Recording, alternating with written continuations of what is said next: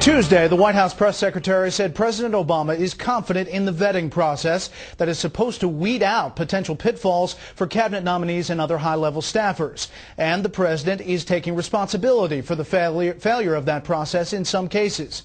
So what's going on, and who is dropping the ball?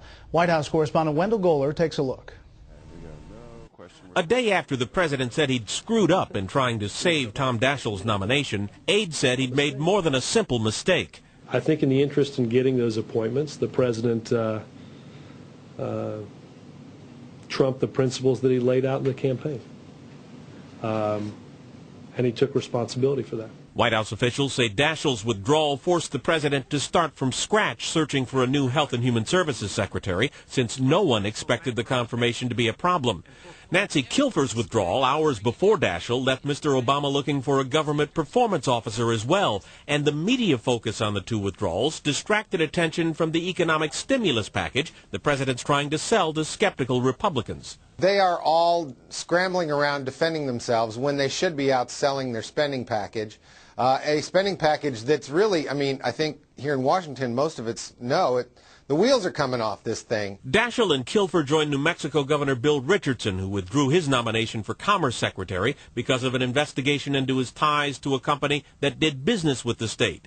Vetting expert Ken Gross feels each of the nominees may have held back information. The thing that you're trying to avoid above all is surprises. And it's surprises that are the killers. Gross says the Obama vetting questionnaire was the most intrusive ever. It went well beyond tax and income questions and asked about potentially embarrassing emails and blogs. Republicans say the president may be finding it difficult to achieve the high standards he's trying to set. When you set a high bar, you've got to get over it. And yet today, a day after replacing Richardson as the Commerce nominee, Senator Judd Gregg confirmed an ex-aide is under investigation in connection with disgraced lobbyist Jack Abramoff. Gibbs says Gregg's not a target, and he admits the president's own aides won't always meet his ethical standards. And I can assume that when that happens, I'll come in here and you can get the sticks and I'll be the piñata.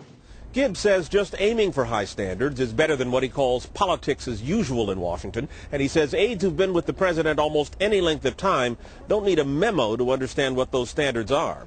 At the White House, Wendell Goler, Fox News.